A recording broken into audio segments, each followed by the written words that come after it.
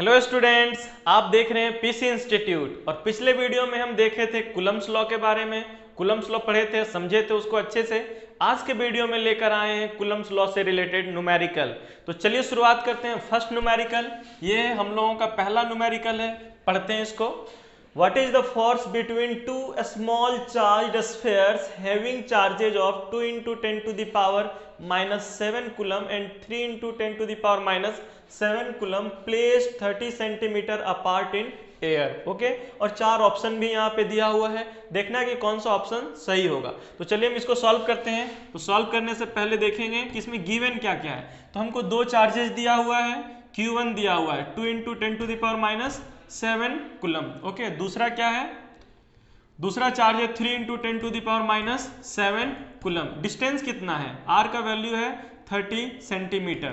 तो सेंटीमीटर हमारा standard unit नहीं है, तो हम क्या करेंगे, इसको स्टैंडर्ड यूनिट मीटर में कन्वर्ट करेंगे। तो 30/100 मीटर ये कट जाएगा, यानी आर कितना हो जाएगा 3/10 मीटर। ओके, तो चलो हम लोग फॉर्मूला पुट करते हैं।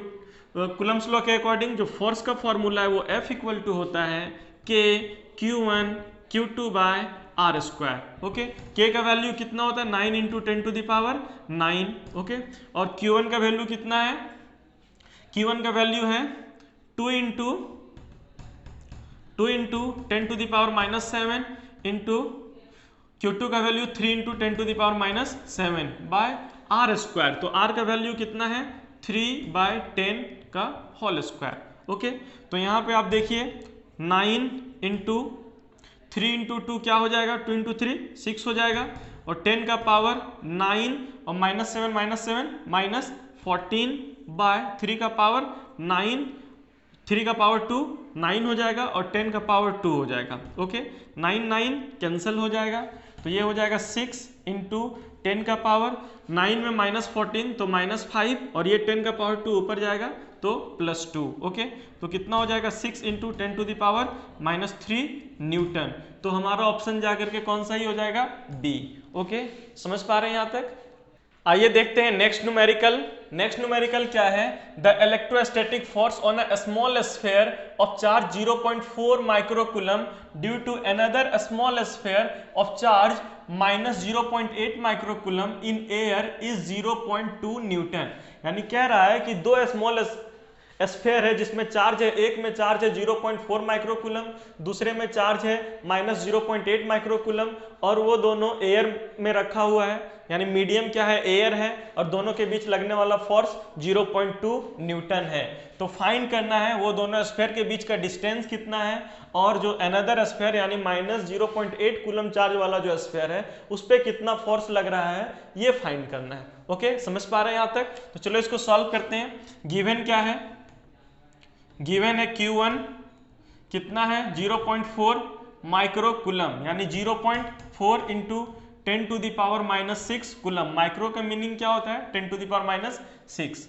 Q2 कितना है, Q2 है -0.8 माइक्रोकूलम्ब, यानी -0.8 into 10 to the power -6 coulomb. Okay, distance यही हमको फाइंड करना है, और फोर्स कितना है, फोर्स है 0.2 न्यूटन। ये फोर्स लग रहा है। सिंपली एक इसका स्ट्रक्चर बना लेते हैं। मान लो ये एक छोटा सा स्फीयर है जिसपे चार्ज है, और ये छोटा सा स्फीयर इस पे भी चार्ज है। ये मेरा हो गया Q1, ये मेरा हो गया Q2, और ये हो गया R, और फोर्स कितना लग रहा है 0.2 न्यूटन लग रहा है। हम लोगों को फर्स्ट में ये डिस्टेंस फाइंड करना है। समझ पा रहे हैं यहाँ तक। तो ये एक चार्ज पॉजिटिव है और एक चार्ज नेगेटिव है, ये प्लस में है, ये माइनस में है। यहाँ पे प्लस और माइनस सिर्फ ये समझने में हेल्प करता है कि जो फोर्स लगेगा वो अट्रैक्शन फोर्स होगा या रिपल्सन फोर्स होगा। ओके, तो यहाँ पे एक पॉजिटिव एक नेगेटिव है, तो दोनों चार्ज पे जो लगने वाला फोर्स है वो अट्रैक्शन फोर्स है, यानी दोनों चार्ज बॉडी एक दूसरे को अट्रैक्ट करेगा। ओके, तो चलो अब देखते हैं फॉर्मूला क्या होता है कूलम्ब्स लॉ के अकॉर्डिंग। तो फॉर्मूला होता है F equal to K Q1 Q2 by are square. तो F का वैल्यू क्या है 0.2 है, K का value 9 into 10 to the power 9 होता है, Q1 का वैल्यू कितना है 0.4 इंटू 10 टू द पावर -6 और Q2 का वैल्यू है 0.8 इंटू 10 टू द पावर -6। यहाँ पे हम नेगेटिव साइन यूज नहीं करेंगे। नेगेटिव साइन ये सिर्फ समझने में हेल्प करेगा कि ये फोर्स का नेचर क्या है, क्या वो एक दूसरे को अट्रैक्ट कर रहा है या एक दूसरे को रिपेल कर रहा है, बाय r²। यही फॉर्मूला था। ओके, तो हमको फाइंड क्या करना है, r² यानी r का वैल्यू फाइंड करना है। तो चलिए इसको सॉल्व करते हैं। तो अगर हम r² को अगर हम इक्वल से इधर ले आएंगे तो 0.2 डिवाइड में चला जाएगा, तो r² equal to 9 into 0.4 into 0.8 कितना हो जाएगा 0.32 इंटू 10 का पावर 9 और 10 to the power -6 -12 by 0.2। Okay, तो यहाँ पे हम पॉइंट को हटाना चाहेंगे, पॉइंट के बाद दोनों साइड डिजिट, दोनों में डिजिट इक्वल करना होगा तो एक 0 पुट कर देंगे। ओके, तो r² इक्वल टू 9 इंटू ये पॉइंट कैंसिल हो जाएगा 32 by 20 into 10 to the power -3 हो जाएगा। ओके, अब डिवाइड करेंगे इसको 2 से तो ये 16 हो जाएगा और 2 से तो ये 10 हो जाएगा। तब r² equal to 9 into 16 into 10 का पावर -3 और ये 10 अगर ऊपर ले जाएंगे तो पावर -1 हो जाएगा। तो r² equal to 9 into 16 into 10 का पावर -4 हो जाएगा। तो r इक्वल टू रूट लगाना पड़ेगा, अगर इधर से स्क्वायर हम हटा रहे हैं तो इधर रूट लगाना पड़ेगा। 9 into 16 into 10 to the power -4, 9 root से बाहर आएगा तो 3 हो जाएगा, 16 रूट से बाहर आएगा तो 4 हो जाएगा और 10 टू द पावर -4 को रूट से बाहर निकालोगे तो 10 टू द पावर -2 हो जाएगा। तो 3 4 या 12 into 10 to the power -2 metre जो है इसका आंसर हो जाएगा।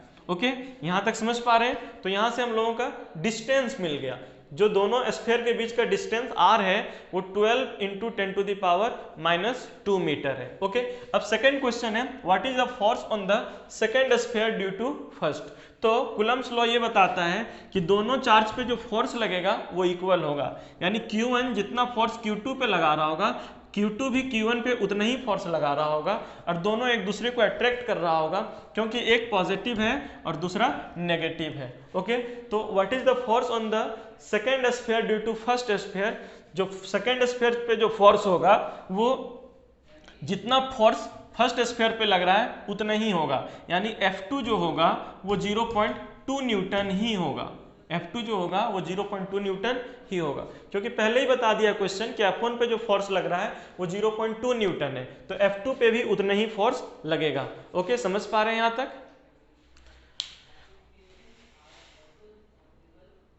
तो आइए देखते हैं नेक्स्ट क्वेश्चन। नेक्स्ट क्वेश्चन क्या है, 2 small spherical balls each carrying a charge Q equal to 10 microcoulomb are separated by 2 insulating threads of equal length 1 meter each from a point fixed in the ceiling. It is found that in equilibrium threads are separated by an angle of 60 degree between them. What is the tension in the threads? Okay, कह रहा है कि 2 spherical ball है, दोनों में 10 microcoulomb charge है और वो दोनों एक इंसुलेटिंग थ्रेड धागा से बंधा हुआ है। अब वो दोनों धागा का लेंथ 1 मीटर है और वो दोनों धागा फिक्स है सीलिंग में, और ऐसा पाया गया कि वो दोनों चार्ज इक्विलिब्रियम में है और वो सेपरेटेड है, दोनों का धागा जो है वो सेपरेटेड है 60 डिग्री एंगल से। तो क्या टेंशन होगा थ्रेड्स पे, धागा पे क्या टेंशन होगा? जस्ट लाइक ये फिगर बनेगा, ये सीलिंग हो गया, यहाँ से 1-1 मीटर के 2 धागे से 2 चार्ज टाइड है, बंधा हुआ है, एक है 10 माइक्रोकूलम का, ये भी है 10 माइक्रोकूलम का, और दोनों थ्रेड आपस में 60 डिग्री एंगल बना रहा है। अगर ये दोनों लेंथ सेम है तो इसको एक ट्रायंगल बना देते हैं। अगर ये दोनों लेंथ सेम है तो ये एंगल इक्वल होगा। ओके, ट्रायंगल का तीनों एंगल का सम 180 होता है, 180 में ये 60 डिग्री है, अगर ये 60 डिग्री है तो ये दोनों का सम 120 होना चाहिए और इक्वल भी होना चाहिए, तो ये भी 60 हो जाएगा, ये भी 60 हो जाएगा। तो ये इक्विलैटरल ट्रायंगल हो गया, जिसके कारण ये भी डिस्टेंस 1 मीटर हो जाएगा। ओके, अब इक्विलैटरल ट्रायंगल हो गया तो डिस्टेंस 1 मीटर हो गया। अब बात करते हैं कि ये दोनों पे कितना रिपल्सन फोर्स लग रहा है। तो ये चार्ज जो है वो इसको रिपेल करेगा इस डायरेक्शन में, इसको रिपेल करेगा इस डायरेक्शन में, दोनों इक्वल फोर्स लगाएगा और दोनों इक्वल फोर्स से एक दूसरे को रिपेल करेगा। तो सबसे पहले हम इसका जो फोर्स ऑफ रिपल्सन है उसको फाइंड करते हैं। तो वो F इक्वल टू क्या हो जाएगा, F इक्वल टू होगा K Q1 Q2 by are square, ये फॉर्मूला है। ओके, तो ध्यान दीजिए K का value 9 into 10 to the power 9, Q1 का वैल्यू 10 माइक्रोकूलम, तो 10 into 10 to the power minus 6, Q2 का भी वैल्यू 10 माइक्रोकूलम यानी 10 into 10 to the power minus 6 by distance 1 metre है तो 1 मीटर का स्क्वायर। ओके, तो F इक्वल टू निकल जाएगा 9 into 10 to the power 9, okay, minus 6 और माइनस 6 माइनस 12 और ये 10 10 का पावर 2 हो जाएगा तो प्लस 2, माइनस 12 प्लस 2, ओके, और ये 1 का वैल्यू तो 1 ही हो जाएगा। तो F इक्वल टू क्या हो जाएगा, F इक्वल टू हो जाएगा 9 इंटू 10 टू द पावर 9 और 2 11 माइनस 12, यानी फोर्स जो होगा वो 9 into 10 to the power minus 1 के इक्वल होगा। Okay, 9 into 10 to the power minus 1 के इक्वल होगा। यहां तक समझ पा रहे हैं? तो चलिए अब ध्यान देते हैं। अब ये फोर्स जो इस डायरेक्शन में निकलेगा वो 9 into 10 to the power minus 1 के इक्वल हो गया। ओके, अगर ये चार्ज इक्विलिब्रियम में है, अगर ये चार्ज इक्विलिब्रियम में है तो इसका नेट फोर्स क्या होना चाहिए, 0 होना चाहिए। तो जितना फोर्स इस डायरेक्शन में लग रहा है उतना ही फोर्स इस डायरेक्शन में भी लगना चाहिए। ओके, तब ये फोर्स, अब ये फोर्स लगेगा किसके कारण, तो यहाँ पे जो टेंशन डेवलप होगा उस टेंशन के कारण ये फोर्स यहाँ पे लगेगा। हम लोगों को ये थ्रेड पे जो टेंशन है वही टेंशन को फाइंड करना है। तो अगर ये टेंशन T और यहाँ का एंगल 60 डिग्री है तो इसका कंपोनेंट हो जाएगा T cos 60 डिग्री। ओके, तो ये जो T cos 60 डिग्री है वो इस फोर्स के इक्वल होना चाहिए। जब ये इक्वल होगा तभी ये इक्विलिब्रियम में रहेगा, यानी किधर भी मूव नहीं करेगा क्योंकि दोनों साइड से इक्वल फोर्स लग रहा है।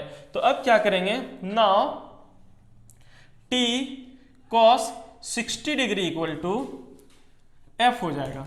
तो T cos 60 डिग्री का वैल्यू 1/2 होता है। कितना होता है, 1/2 होता है, इंटू 9 और इक्वल टू F जो है वो 9 into 10 to the power minus 1 है।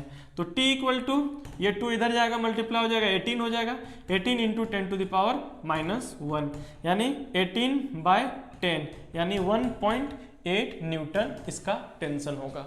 ओके, तो समझ पा रहे हैं यहाँ तक? यहाँ पे हम थ्रेड का टेंशन फाइंड कर लिए। ओके, यहाँ पे 60 डिग्री एंगल दिया हुआ है जिसके कारण हम इसको एक इक्विलैटरल ट्रायंगल में समझ पाए और तुरंत बना दिए। अगर सपोज करो इसी टाइप का दूसरा क्वेश्चन आता है और उस क्वेश्चन में यहाँ पे एंगल 60 डिग्री नहीं कोई दूसरा एंगल थीटा होता है, तब हम इसका लेंथ जो है, हमको तो थ्रेड का लेंथ मालूम रहेगा, ये मालूम रहेगा, ये मालूम रहेगा, तो ये लेंथ हम कैसे निकालेंगे? तो उसके लिए करना क्या है, यहाँ पे जो भी एंगल होगा, ओके, जो भी एंगल होगा तो उसके अकॉर्डिंग हम यहाँ पे एक परपेंडिकुलर ड्रॉ कर देंगे। अगर ये थीटा होगा तो ये एंगल θ/2 हो जाएगा, ये एंगल θ/2 हो जाएगा। अब देखो ये राइट एंगल ट्रायंगल बन गया जिसमें ये एंगल है थीटा, तो इसके लिए ये परपेंडिकुलर हो गया, एंगल के सामने का साइड परपेंडिकुलर, ये बेस हो गया और ये हाइपोटेनियस हो गया। अब आपको हाइपोटेनियस मालूम रहेगा, L मालूम रहेगा और यहाँ पे थीटा एंगल θ/2 हो जाएगा, तो आपको निकालना है परपेंडिकुलर। तो कैसे निकालोगे, तो साइन θ/2 यूज करेंगे। साइन θ/2 इक्वल टू क्या हो जाएगा, T/h हो जाएगा। सपोज करो ये x है तो x/L हो जाएगा। ओके, फिर L को अगर इधर ले आओगे तो L इंटू साइन θ/2 करेंगे तो x मिल जाएगा, जो x मिलेगा उसको 2 से मल्टीप्लाई करेंगे तो ये लेंथ मिल जाएगा, और फिर यहाँ पे जो r² था वो यहाँ पे जो लेंथ मिलेगा वो हम पुट कर पाएंगे। ओके, तो समझ पाए इस क्वेश्चन को? आइए देखते हैं नेक्स्ट क्वेश्चन। नेक्स्ट क्वेश्चन क्या है, टू आइडेंटिकल चार्जेस, दो आइडेंटिकल चार्ज जो है repel each other with a force equal to 10 mg weight. Okay, 10 milligram weight के बराबर फोर्स से रिपेल कर रहा है when they are 0.6 metre apart in air. जब वो दोनों चार्ज 0.6 मीटर अपार्ट यानी दूरी पे है एयर में, then the value of each charge is, तो चार्ज का वैल्यू फाइंड करना है और g का value 10 metre per second square लेना है। ओके, तो चलिए इसको सॉल्व करते हैं, देखते हैं इसके सॉल्यूशन को।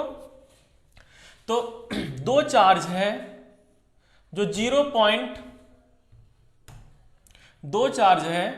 जो 0.6 मीटर डिस्टेंस पे है। मान लेते ये भी चार्ज सेम चार्ज है, आइडेंटिकल चार्ज है, तो ये भी Q है, ये भी Q है। ओके, और इस पे जो फोर्स लग रहा है F वो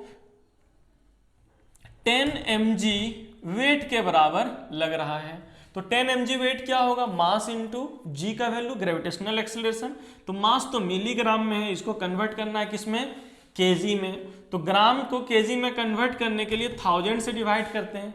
तो मिलीग्राम को पहले मिलीग्राम से ग्राम में कन्वर्ट कर लेते हैं। ओके, तो 10 मिलीग्राम को ग्राम में कन्वर्ट करने के लिए 1000 से डिवाइड करना होगा। किससे डिवाइड करना होगा, 1000 से, तब ये हो जाएगा 10/1000 ग्राम। ओके, और यहाँ पे जी जो ग्रेविटेशनल एक्सेलरेशन के लिए आएगा उसका वैल्यू कितना ले लेंगे, उसका वैल्यू 10 लेने के लिए बोला है, 10 ले लेंगे। अब इसको कन्वर्ट करते हैं केजी में, तो 10/1000 और फिर 1000 से डिवाइड करना होगा, तब ये कन्वर्ट हो जाएगा किसमें, केजी में, इंटू 10। तो 1 0 ये 2 0 कैंसिल हो जाएगा। तो F इक्वल टू आ जाएगा, F इक्वल टू 1/10⁻⁴ यानी 10⁻⁻⁴ न्यूटन, ये फोर्स आ जाएगा। ओके, बट कुलम्स लॉ क्या बोलता है, F इक्वल टू होता है K Q1 into Q2/r²। Okay, यही होता है। तो फोर्स कितना है, F के प्लेस पे जो फोर्स मिल रहा है हम लोगों को वो है 10⁻⁻⁴। K एयर मीडियम के लिए K का वैल्यू कितना है, 9 इंटू 10⁻9 है। ओके, और Q1 Q2 दोनों सेम है, आइडेंटिकल चार्ज है, तो Q इंटू Q हो जाएगा। और डिस्टेंस कितना है 0.6, तो 0.6 का होल स्क्वायर हो जाएगा। ओके, यहां तक समझ पा रहे हैं। Then 10⁻⁻⁴ is equal to 9 into 10⁻9 into Q² by 0.6 का स्क्वायर हो जाएगा 0.36। ओके, तो अब क्या होगा, ये 0.36 जो डिवाइड में इधर आएगा तो मल्टीपल में हो जाएगा, 10⁻⁻⁴ इंटू 0.36, और ये 9 इंटू 10⁻9 इधर मल्टीपल में है तो इधर डिवाइड में हो जाएगा। अगर हम यहाँ से पॉइंट हटाना चाहते हैं तो उसके प्लेस पे 1 और 2 डिजिट है तो 2 जीरो पुट करना होगा। इक्वल टू क्या मिल जाएगा, Q² मिल जाएगा। ओके, तो अब ये तो पॉइंट हट चुका है तो इसको पॉइंट हटा देते हैं, 9 4 जा 36, 4 टाइम में कट गया। तो अब कितना हो जाएगा, ये 4 इंटू 10⁻⁻⁴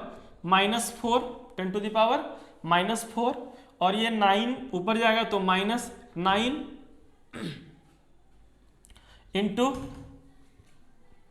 और ये 100 ऊपर जाएगा तो -2 हो जाएगा, इक्वल टू Q²।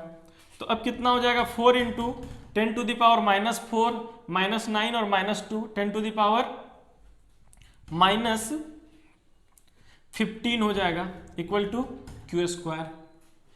तो Q² इक्वल टू कितना आ गया, 4 इंटू 10⁻⁻15। तो Q इक्वल टू क्या हो जाएगा, Q equal to √4 into 10⁻⁻15 coulomb.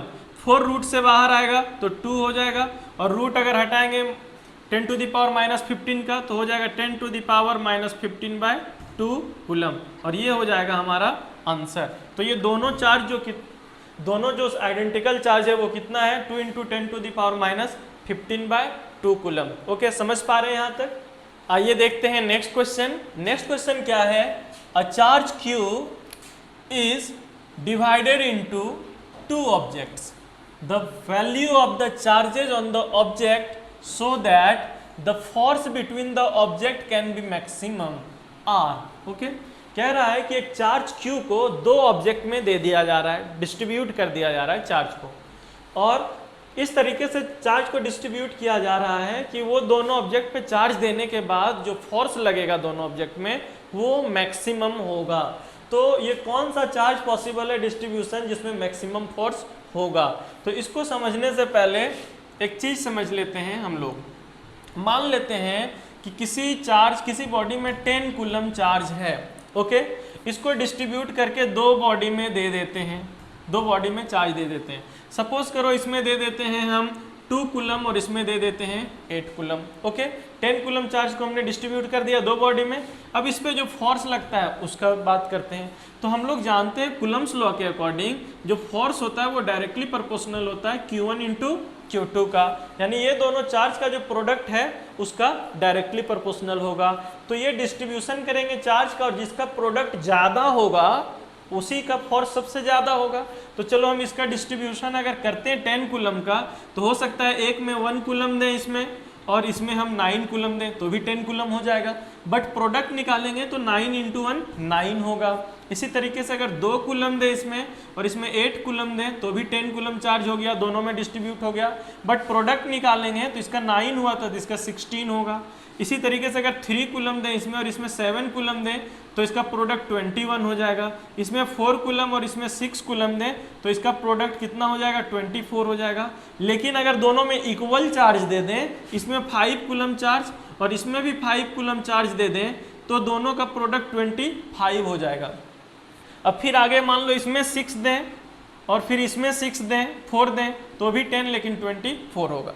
तो यहाँ पे अगर चार्ज को हम इक्वली बांटते हैं, इक्वली दो पार्ट में बांट देते हैं तो उसका प्रोडक्ट मैक्सिमम होता है। उसका प्रोडक्ट क्या होता है, मैक्सिमम होता है। इसीलिए यहाँ पे जो लगने वाला फोर्स होगा जब 5 कूलम चार्ज दोनों में देंगे, 5 कूलम चार्ज, तो एक जो 10 कूलम चार्ज था उसको डिस्ट्रीब्यूट करके दोनों में हाफ कर देंगे तो इसका प्रोडक्ट जो होगा वो 25 होगा और फोर्स यहाँ पे मैक्सिमम मिलेगा। क्या मिलेगा, मैक्सिमम मिलेगा। तो जब भी अगर ऐसा क्वेश्चन पूछा जाए कि किसी चार्ज को हम दो पार्ट में डिस्ट्रीब्यूट कर रहे हैं और इस तरह से डिस्ट्रीब्यूट करें कि मैक्सिमम फोर्स लगे, तो कुछ नहीं करना है, उस चार्ज को डायरेक्टली हाफ कर देना है, ओके। तो यहाँ पे Q चार्ज को दो ऑब्जेक्ट में देना है तो कितना कितना देंगे, Q/2 ताकि दोनों में जो फोर्स लगेगा वो मैक्सिमम फोर्स लगेगा।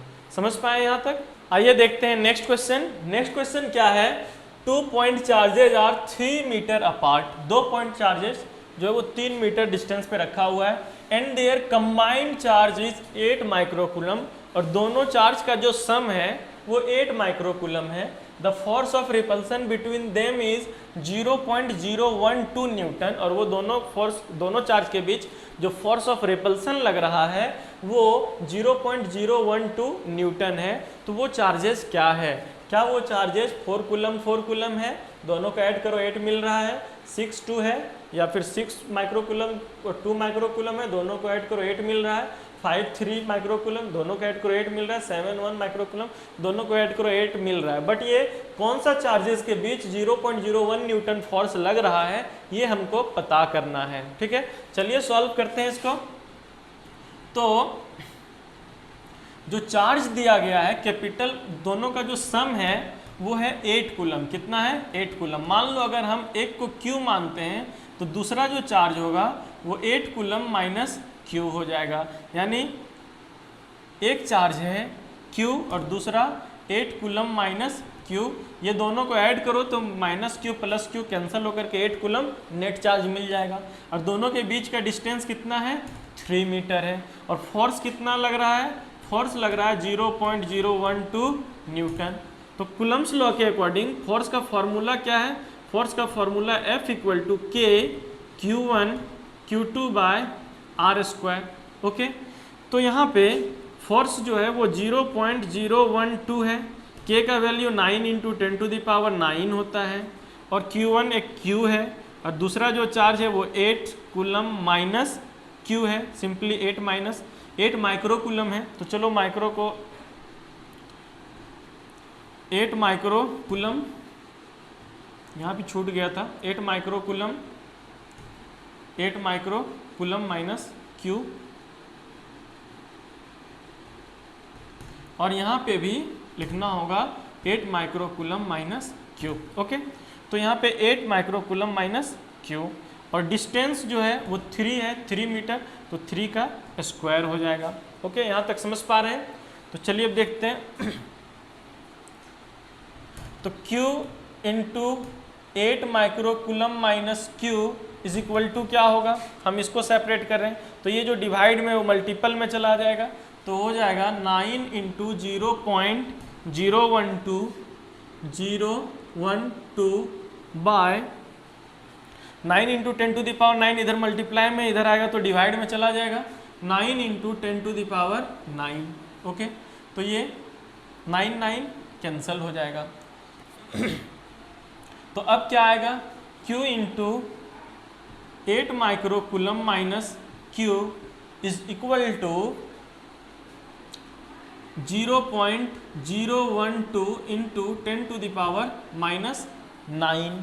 ओके, अगर हम इससे पॉइंट हटाएंगे तो 1 to 12। ओके, पॉइंट के प्लेस पे 1 और 3 डिजिट है तो 3 0 इंटू 10 टू द पावर -9, यानी 12 इंटू 10 टू द पावर -9, और ये 3 ऊपर जाएगा तो और पावर 3 माइनस हो जाएगा यानी -12।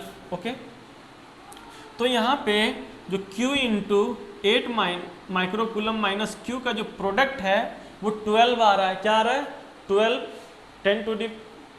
इंटू 10 टू द पावर -12 आ रहा है। ओके, तो यहाँ पे देखते हैं ये किसका प्रोडक्ट 12 आ रहा है, तो 4 इंटू 4 16, और micro into micro 10 to the power -6, 10 to the power -6, 10 to the power -12 हो जाएगा। तो 4 इंटू 4 16 आ रहा है, ये भी नहीं होगा। 6 इंटू 2 12, ये मैच कर रहा है इससे। 5 इंटू 3 15, ये भी नहीं होगा। 7 इंटू 1 7, ये भी नहीं होगा।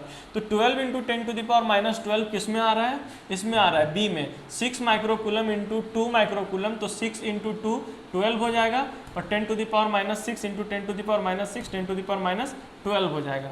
ओके, तो मेरा ऑप्शन बी सही हो जाएगा। ओके, समझ पा रहे हैं यहाँ तक? आइए देखते हैं नेक्स्ट क्वेश्चन। नेक्स्ट क्वेश्चन क्या है, 2 charges of magnitude 10 units and 20 units are separated by certain distance। 2 charge है जिसका मैग्नीट्यूड 10 यूनिट और 20 यूनिट है, उसको कुछ डिस्टेंस पे सेपरेट किया गया है। Now both the charges are brought to contact and again separated into initial position. फिर दोनों चार्जेस को कांटेक्ट में लाया जाता है और फिर से इनिशियल पोजीशन पे सेपरेट कर दिया जाता है। तो what will be the ratio of initial and final force, तो इनिशियल और फाइनल फोर्स के बीच रेशियो क्या होगा। कह रहा है क्वेश्चन कि 2 चार्ज है, एक 10 यूनिट्स और दूसरा 20 यूनिट्स है, और वो दोनों को मान लेते हैं d डिस्टेंस पे रखा गया है। उसमें जो फोर्स लग रहा है वो Fi है, इनिशियल फोर्स है। फिर ये दोनों को कांटेक्ट में जब लाया जाएगा तो 10 यूनिट और 20 यूनिट चार्ज दोनों जब ऐड होगा तो 30 यूनिट टोटल चार्ज हो जाएगा, और फिर जब सेपरेट करेंगे तो दोनों में हाफ हाफ चार्ज चला जाएगा, यानी इसमें 15 यूनिट चार्ज और इसमें भी 15 यूनिट चार्ज हो जाएगा, और ये दोनों के बीच का डिस्टेंस d होगा। अब जो फोर्स लग रहा होगा उसको हम फाइनल फोर्स यानी F से दिखाएंगे, फाइनल फोर्स से दिखाएंगे। ओके, अब याद करो कुलम्स लॉ, कुलम्स ने क्या कहा था, 2 चार्ज के बीच लगने वाला जो फोर्स है वो डायरेक्टली प्रोपोर्शनल होता है प्रोडक्ट ऑफ चार्ज का, यानी Q1 इंटू Q2 का। तो इसका जो प्रोडक्ट होगा Fi का जो प्रोडक्ट होगा वो डायरेक्टली प्रोपोर्शनल होगा 10 इंटू 20 का, यानी 200। 10 इंटू 20 करेंगे तो 200, और जो फाइनल फोर्स होगा वो डायरेक्टली प्रोपोर्शनल होगा 15 इंटू 15, यानी 2 to 5। 15 इंटू 15 करेंगे तो कितना आएगा, ये 10 इंटू 20 के इक्वल है और ये 15 इंटू 15 के इक्वल है, तो 2 to 5 के बराबर आएगा। अब हमको रेशियो निकालना है इनिशियल एंड फाइनल, तो Fi by Ff, initial force और फाइनल फोर्स का रेशियो निकाल रहे हैं। तो 200 बाय 2 to 5, कट करोगे 25 से तो 8 टाइम में और ये 9 टाइम में, यानी जो इसका रेशियो होगा वो 8/9 यानी 8:9 हो जाएगा। तो इसका आंसर क्या हो जाएगा, ए हो जाएगा। ओके, समझ पा रहे हैं यहाँ तक, तो इसका ए आंसर होगा। आइए देखते हैं नेक्स्ट क्वेश्चन। नेक्स्ट क्वेश्चन क्या है, 2 charges are placed at a certain distance apart in air. If thick plate of glass is placed between them then the force between the charges will, क्या होगा charge. बोल रहा है कि 2 charges certain distance पे रखा हुआ है, 2 चार्जेस सर्टेन डिस्टेंस पे रखा हुआ है, अगर इसके बीच में हम कोई ग्लास स्लैब डाल दें तो इसके बीच लगने वाला फोर्स पे क्या इफेक्ट पड़ेगा, क्या वो फोर्स इंक्रीज कर जाएगा, क्या वो फोर्स डिक्रीज कर जाएगा, या फिर क्या वो रिमेन कांस्टेंट रहेगा, या फिर कोई भी चीज़ नहीं होगा। ओके, तो सबसे पहले ये समझ लें कि कोई 2 चार्ज Q1 और के बीच जो फोर्स लग रहा है वो मीडियम पे डिपेंड करता है। वो किस पे डिपेंड करता है? मीडियम पे। अगर यहाँ का मीडियम एयर या फिर वैक्यूम होता है तो सबसे ज़्यादा फोर्स लगता है, सबसे ज़्यादा फोर्स लगता है। अगर बीच में कोई मटेरियल आएगा तो उसका डाइलेक्ट्रिक कांस्टेंट या फिर रिलेटिव परमिटिविटी कुछ भी होगा, जिसको हम लोग कैपिटल के से दिखाते हैं। और हम लोग को पता है, हम लोग पिछले लेक्चर में पढ़ चुके हैं कूलम्स लॉ में, कि जो फोर्स इन एनी मीडियम अगर निकालना है तो फोर्स इन एयर मीडियम को डाइलेक्ट्रिक कांस्टेंट से डिवाइड करना पड़ता है। तो मान लेते हैं कि ये दोनों चार्ज के बीच फोर्स जो लग रहा था वो एयर मीडियम में Fa लग रहा था, और ये जो ग्लास स्लैब यहाँ डाले उसका डाइलेक्ट्रिक कांस्टेंट K है। तो अब जो फोर्स लगेगा वो फाइंड करने के लिए K से डिवाइड करना पड़ेगा। जब Fa को डिवाइड करेंगे तो ऑब्वियसली ये छोटा वैल्यू मिलेगा, और जब छोटा वैल्यू मिलेगा तो यहाँ पे जो फोर्स मिलेगा मीडियम में, ग्लास मीडियम में, वो डिक्रीजेज होगा। क्या होगा? डिक्रीज कर जाएगा। तो इसका ऑप्शन बी सही होगा। आइए देखते हैं इस वीडियो का लास्ट क्वेश्चन। और क्वेश्चन क्या है? Two positive ions each carrying a charge Q are separated by a distance D। दो पॉजिटिव आयंस है जिसमें चार्ज Q है। कितना है? Q है, और ये सेपरेट है डिस्टेंस D से। If F is the force of repulsion between the ions, और ये दोनों आयंस के बीच लगने वाला जो रिपल्सन फोर्स है वो F है, then the number of electrons missing from each ion will be, तो हर एक आयन यानी Q से कितना इलेक्ट्रॉन मिसिंग है ये फाइंड करना है। ओके, तो क्वांटाइजेशन नेचर से हम ये जान रहे हैं पहले ही कि Q इक्वल टू क्या होता है? Ne होता है। Q इक्वल टू क्या होता है? Ne। ये चार्ज का क्वांटाइजेशन नेचर था। आप इस वीडियो आप देख रहे हैं तो इस सीरीज का जो फर्स्ट वीडियो है वहां पे जाकर देखें, चार्ज के बारे में बहुत अच्छे से बताया गया है। तो चलिए देखते हैं, अब हम लोग फाइंड करते हैं इसके आंसर को। तो जनरली F इक्वल टू होता क्या है? F इक्वल टू होता है K Q1 into Q2 by are square. हम K के प्लेस पे 1 बाय 4 पाई एप्सिलॉन नॉट, और Q के प्लेस पे क्या लिखेंगे? Ne। एक Q के प्लेस पे और दूसरा Q के प्लेस पे भी Ne। क्यों? क्योंकि टू पॉजिटिव आयन है और दोनों में चार्ज क्या है? सेम Q है। तो Q है तो Q के प्लेस पे Ne बाय, और डिस्टेंस क्या है? डिस्टेंस जो है वो D स्क्वायर है। ओके, हमको निकालना है N, यानी नंबर ऑफ इलेक्ट्रॉन्स कितना मिसिंग है वो फाइंड करना है, तो हमको N फाइंड करना है। तो अब हम क्या करेंगे? ये जो दोनों पोर्शन जो डिवाइड में, इसको F के साथ ले आएंगे। जब F के साथ ले आएंगे तो ये जो डिवाइड में, ये मल्टीपल में चल जाएगा। 4 पाई एप्सिलॉन नॉट इंटू, ये भी जो D स्क्वायर डिवाइड में इधर आकर मल्टीपल में हो जाएगा, into D square into F by, sorry, ये F into 4 pi epsilon naught into D square हो जाएगा, और ये किसके इक्वल होगा? N इंटू N स्क्वायर, और E इंटू E स्क्वायर के इक्वल होगा। ओके, यानी F into 4 pi epsilon naught into D square by E square जो होगा वो N स्क्वायर के इक्वल होगा। तो N इक्वल टू क्या होगा? अगर हम इधर से स्क्वायर हटा रहे हैं तो इस पे हमको क्या लगाना होगा? रूट लगाना होगा। तो 4 pi epsilon naught into F into D square by E square, ये हमारा आंसर हो जाएगा। अब ये किस में मिल रहा है? ये मिल रहा है 4 pi epsilon naught into F into D square by E square under root में, ये ऑप्शन सी में मिल रहा है। तो हमारा ऑप्शन सी जो है यही हमारा आंसर हो जाएगा। समझ पा रहे हैं यहाँ तक? अगर ये वीडियो आपको अच्छा लगे तो इसको लाइक कीजिए, शेयर कीजिए, और हमारे चैनल को सब्सक्राइब कीजिए, ताकि इस सीरीज में जो भी बैक टू बैक वीडियो आएगा वो उसका नोटिफिकेशन आपको मिलता रहेगा। Thanks for watching this video.